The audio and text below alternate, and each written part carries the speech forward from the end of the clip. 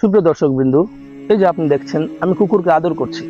আমাদের সমাজের অনেকের মাঝে একটা ভুল ধারণা আছে যে ইসলাম কুকুরকে আদর করা বা কুকুরের প্রতি সহমর্মিতা দেখানো বা যে কোনো প্রকারের সহযোগিতার বিরোধী। আসলে কিন্তু বিষয়টা এমন না। তো এই ভুল ধারণার সৃষ্টি কোত্থেকে হলো?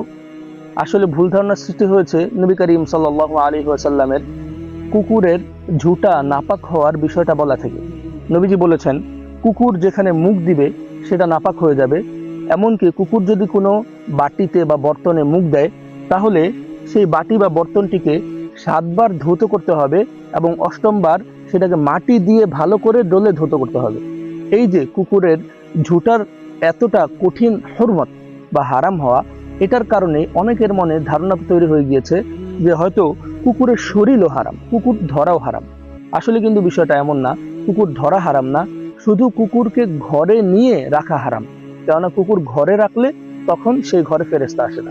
অন্যথায় আপনি রাস্তায় কুকুর পেলে তাকে আদর করতে পারেন, রাস্তায় কুকুর পেলে সেটাকে আপনি খাবার দিতে পারেন, আপনার ঘরের বাইরে কুকুরকে রেখে তার দ্বারা আপনি শিকার করাতে পারেন।